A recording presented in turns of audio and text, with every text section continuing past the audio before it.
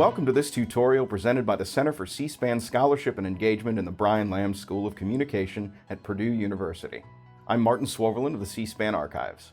Today, I'm going to show you some ways to search the C-SPAN video library.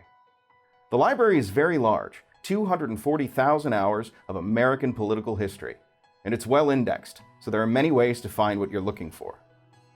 Today, we will just scratch the surface and show you a few ways to search.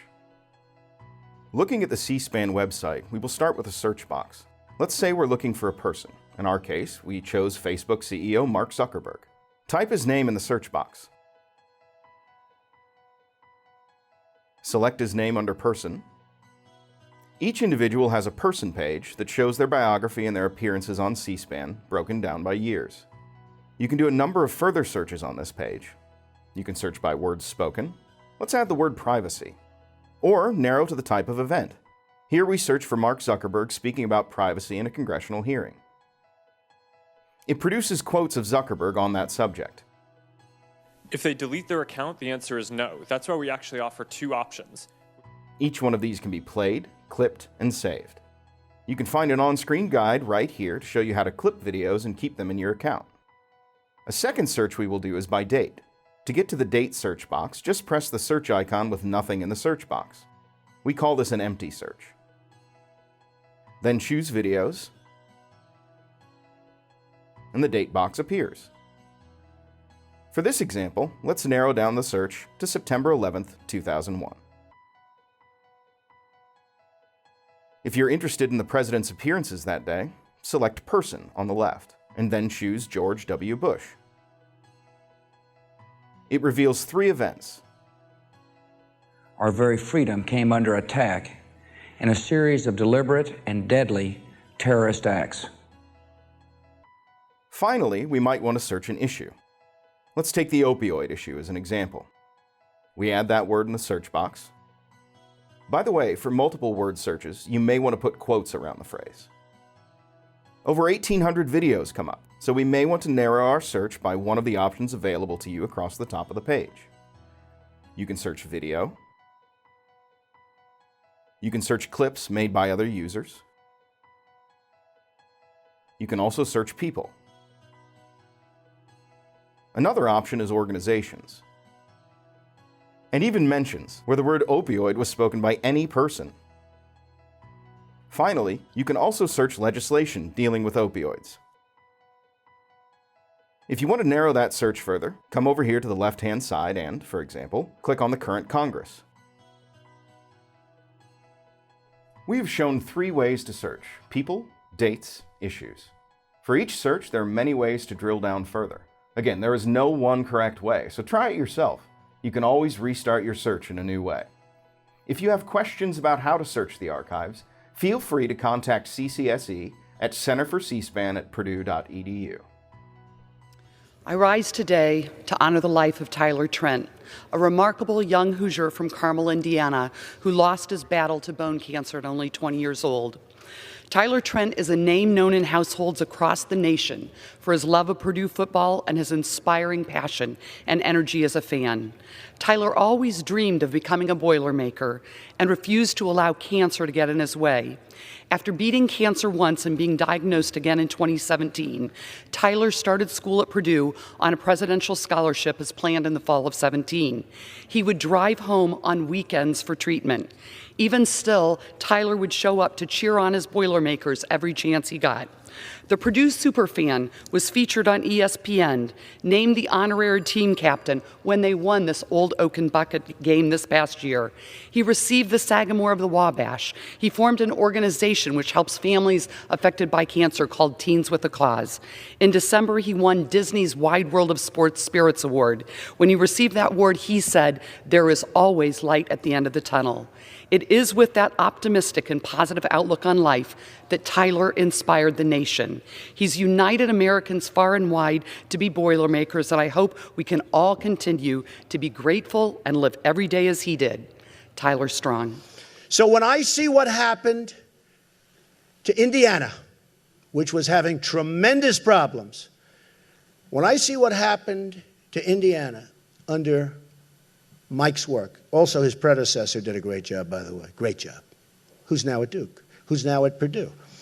When I see what happened with respect to the numbers, the state, and everything else, that to me was probably the single most important point, because it's something that hasn't happened, almost has not happened in this whole country. The turnaround and the strength of Indiana has been incredible. And I learned that when I campaigned there. And I learned that when I won that state in a landslide.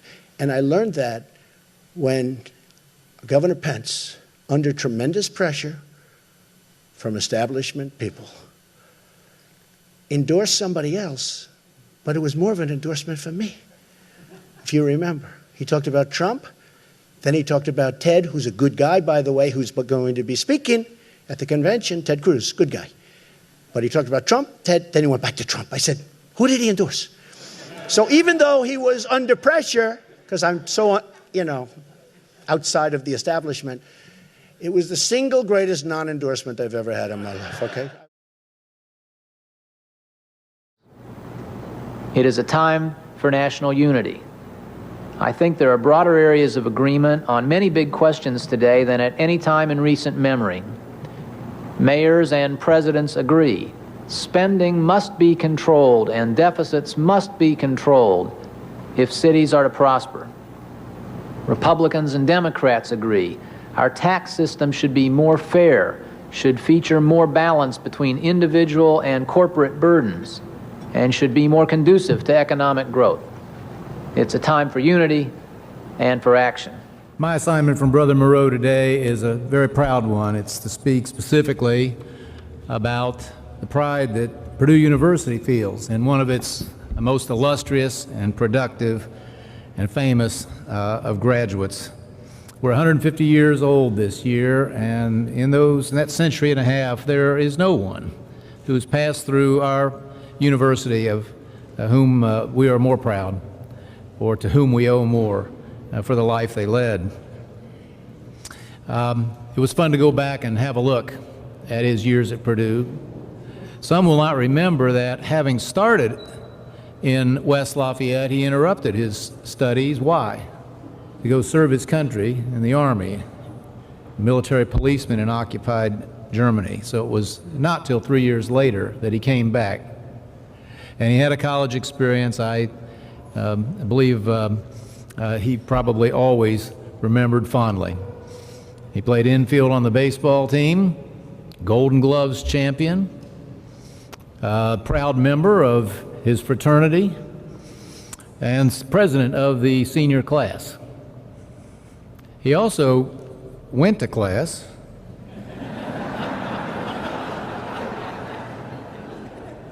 I hope he won't mind that I went back and checked the record. Don't laugh, this could happen to any of you one day,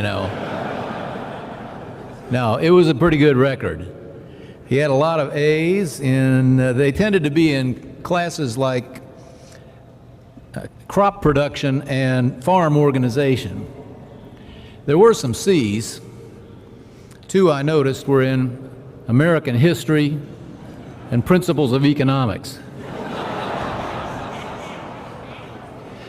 If I'd have known about that a few years later when I was on the opposite side of things from him, I might have said, you see, I told you.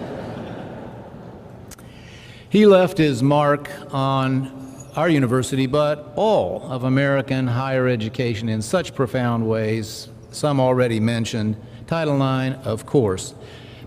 Looking at the two most significant ways, it's fair to say, I think, that each was to some extent inspired by his Purdue experience.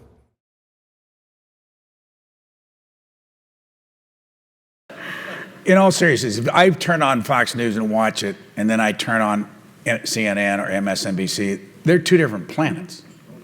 I mean, it's not just that they are for or against, they're just talking about two different worlds.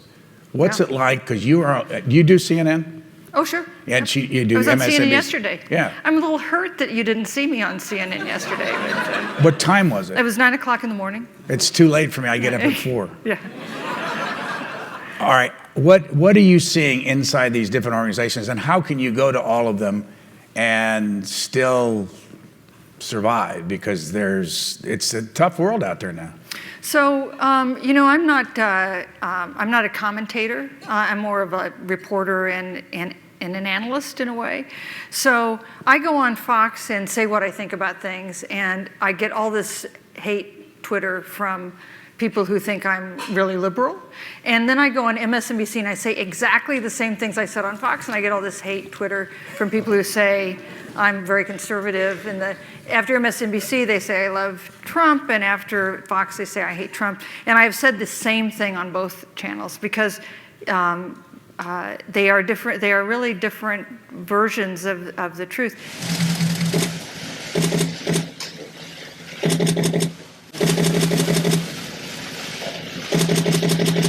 Good morning. I welcome everyone to this confirmation hearing on the nomination of Mr. Chairman. Brett Kavanaugh. Mr. Chairman, the committee received just last night, less than 15 hours ago, 42,000 pages of documents. Mr. Chairman, I at this extend hearing, a very warm we welcome have not to been Judge given Kavanaugh, an opportunity to have a meaningful his wife, hearing on Ashley. this nominee. this afternoon. Mr. Chairman, I move to adjourn. I appeal to your sense of fairness and decency, your commitments that you've made to transparency. You spoke about my decency and integrity, and I think you are taking advantage of my decency and integrity.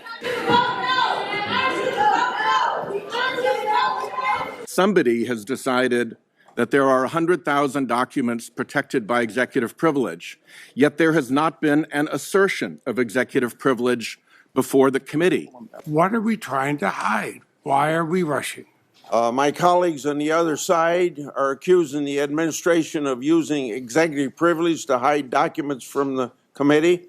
I want to say why they're wrong. So we should not be proceeding until we have a response and these documents have been available.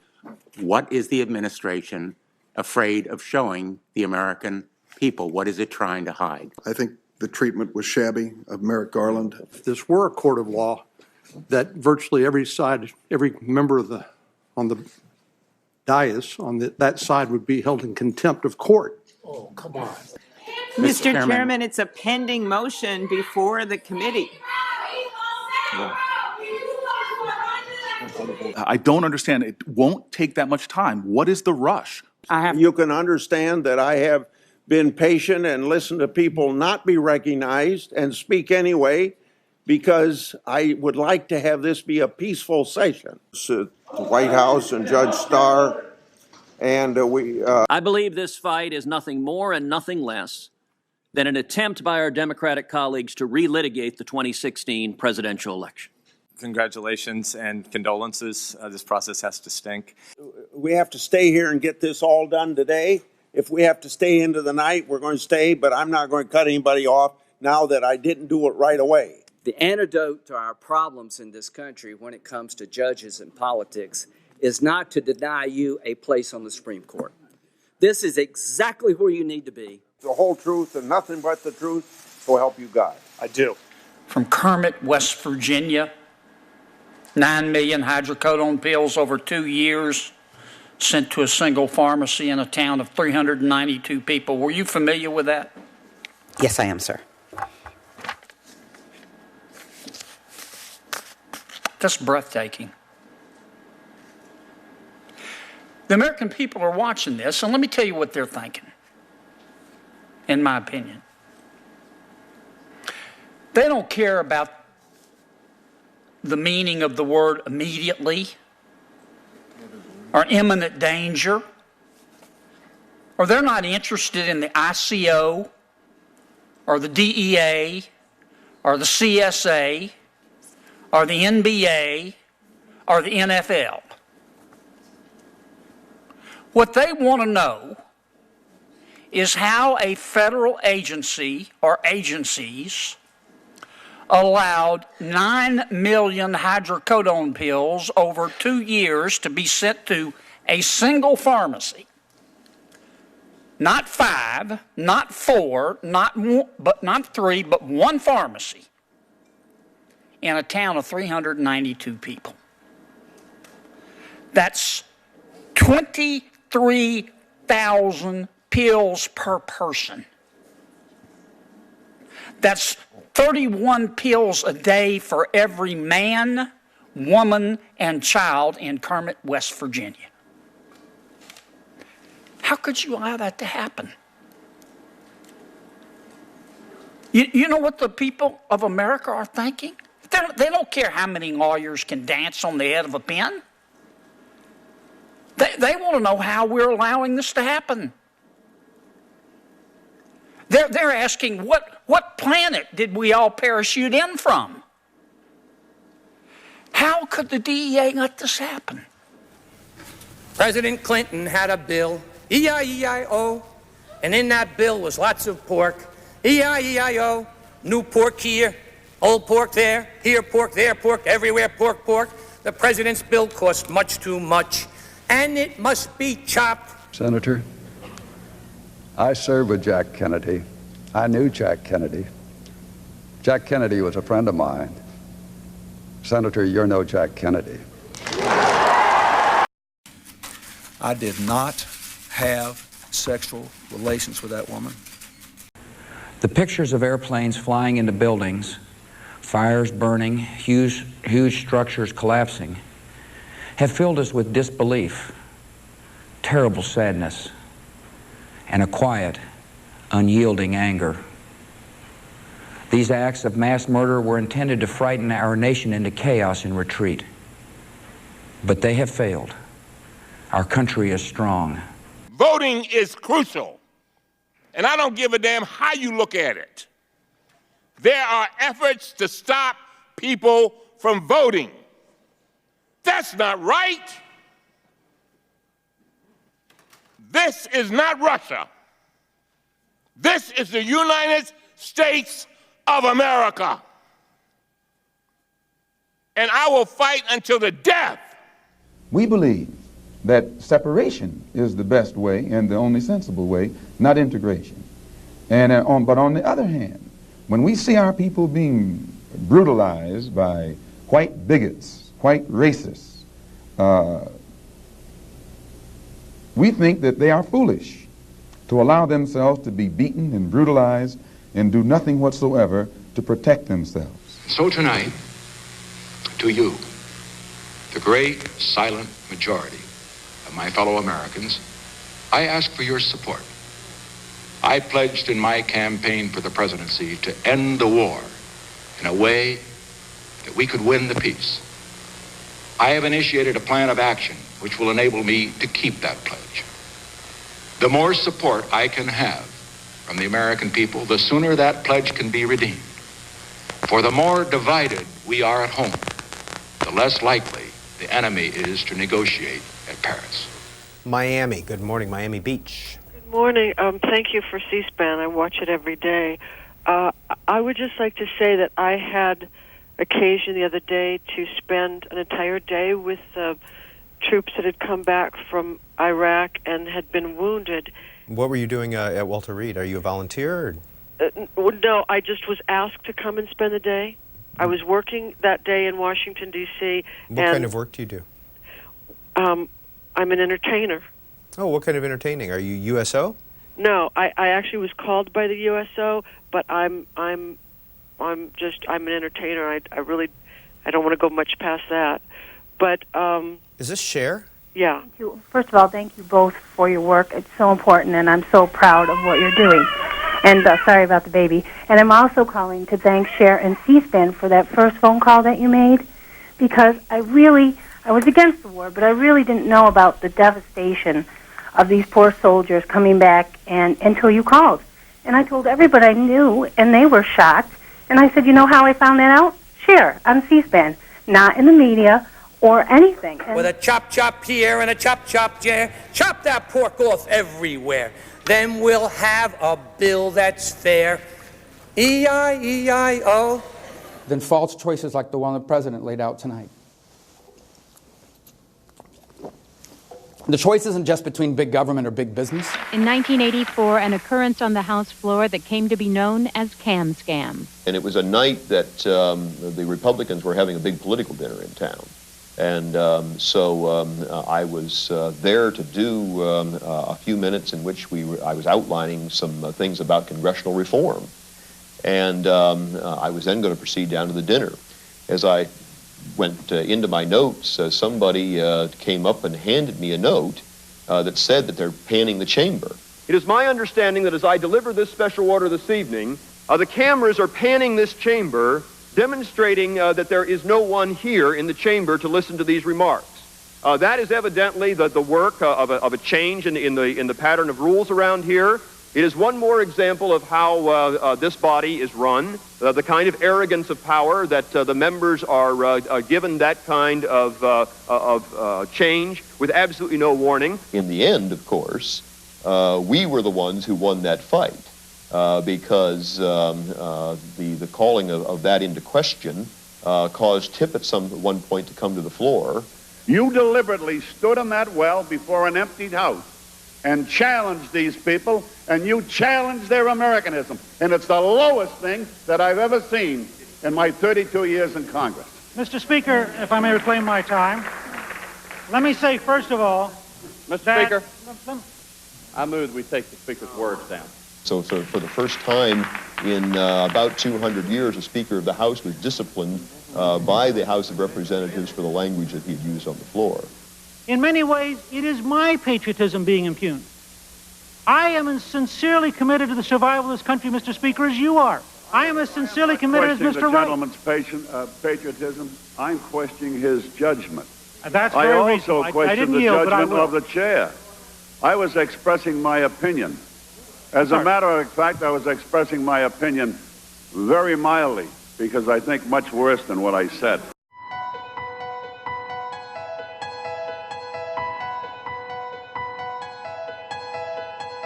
Welcome to this tutorial presented by the Center for C-SPAN Scholarship and Engagement in the Brian Lamb School of Communication at Purdue University. I'm Martin Swoverland of the C-SPAN Archives. Today, I'm going to show you some ways to search the C-SPAN video library. The library is very large, 240,000 hours of American political history, and it's well indexed, so there are many ways to find what you're looking for. Today, we will just scratch the surface and show you a few ways to search. Looking at the C-SPAN website, we will start with a search box. Let's say we're looking for a person. In our case, we chose Facebook CEO Mark Zuckerberg. Type his name in the search box.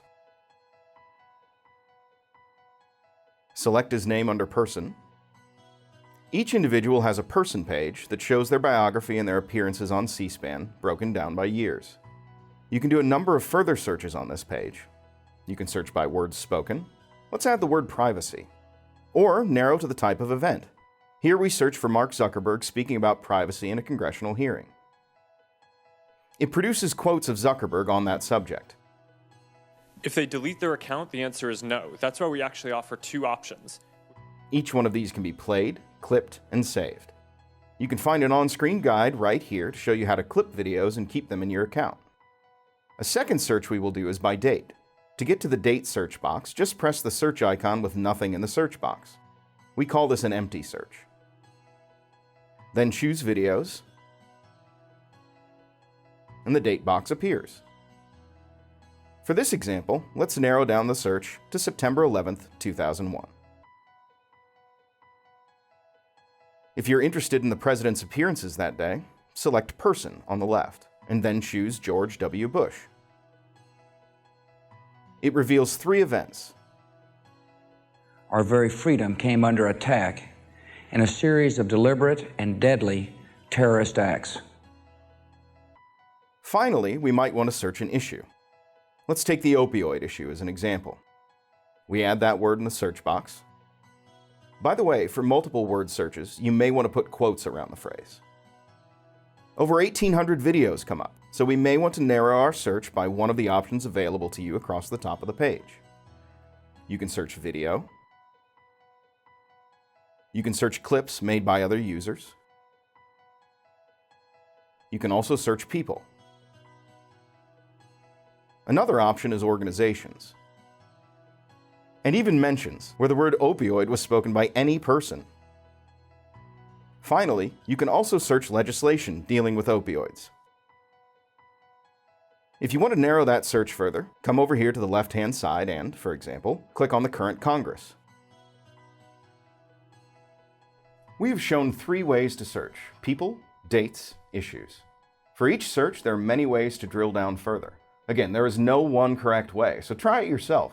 You can always restart your search in a new way. If you have questions about how to search the archives, feel free to contact CCSE at centerforcspan@purdue.edu. Later. Let me begin my questioning on the matter of whether or not nicotine is addictive. Let me ask you first, and I'd like to just go down the row, whether each of you believes that nicotine is not addictive. I heard virtually all of you touch on it, and just yes or no. Do you believe nicotine is not addictive? I believe nicotine is not addictive, yes. Mr. Johnston. Congressman, cigarettes and nicotine clearly do not meet the classic definitions of addiction. There is no intoxication. We'll take that as a no, and again, time is short. If you could just, I think each of you believe nicotine is not addictive. We just would like to have this for the record. I don't believe that nicotine or our products are addictive. I believe nicotine is not addictive. I believe that nicotine is not addictive. I believe that nicotine is not addictive. And I too believe that nicotine is not addictive. The crew of the Space Shuttle Challenger honored us by the manner in which they lived their lives.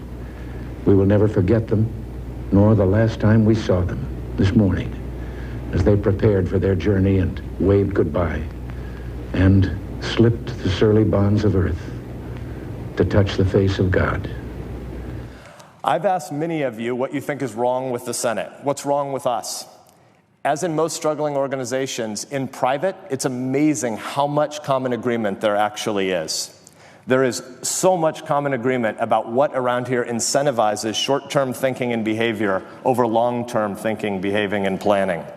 The incessant fundraising, the ubiquity of cameras everywhere that we talk, the normalization over the last decade of using mini Senate rules as just shirts and skins exercises, the constant travel, again, fundraising, meaning that sadly, many families around here get ripped up. It's one of the things you actually hear about most in private in this body. This is not to suggest that there is unanimity among you in these private conversations. The divergence is actually most pronounced at the question of what comes next, of whether permanent institutional decline is inevitable in this body. Some of you are hopeful for a recovery of a vibrant institutional culture here, but I think the majority of you, from my conversations, are pessimistic. Because when the senator from Texas shut this government down in 2013, my state was flooded.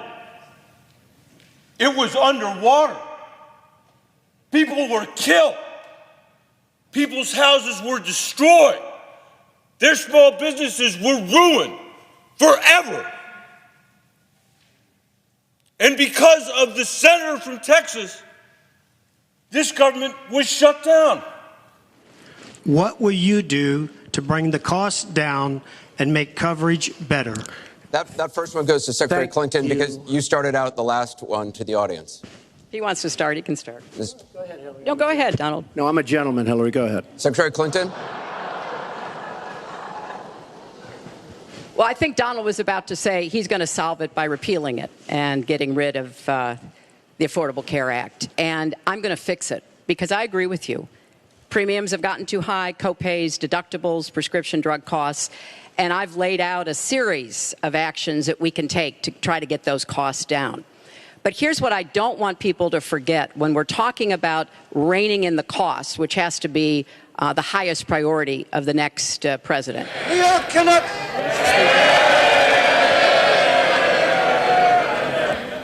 Mr. Speaker, is the Prime Minister aware that today's report from the National Audit Office shows that the government sold Rover for at least £60 million less than it was worth? Will the Prime Minister now make a public apology for this gross incompetence? Mr. Speaker, apart from the year it sold Jaguar, Rover had not made a profit since 1976. It was a major achievement successfully to privatize this company. and the government struck the best deal it believed it could in all the circumstances of the sale. But, Mr. Speaker, doesn't the Prime Minister recall that this is the second time in 2 years that the government has shortchanged the British public by selling off assets? Mr. Speaker, it happened with Royal Ordnance, it's happening with Rover, and tomorrow it's going to happen on a monstrous scale with the sell-off of water. When is the government going to stop asset stripping the country? No, Mr. Speaker. Rover Leyland had not made a profit at all, except in the year when it sold Jaguar. It was only able to carry on at all because of a government guarantee to trade creditors and a government guarantee to the banks. The liability building up on the British taxpayer was enormous. It was a very good thing to be able to privatize Rover under those circumstances. From the mountain, through the hurry, through the ocean, I can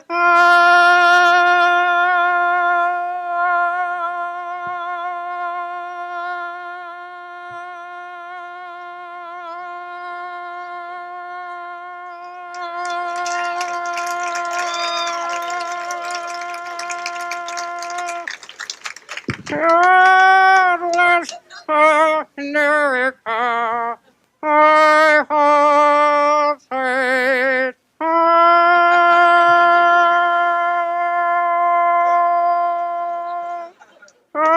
Godless America, I hold faith.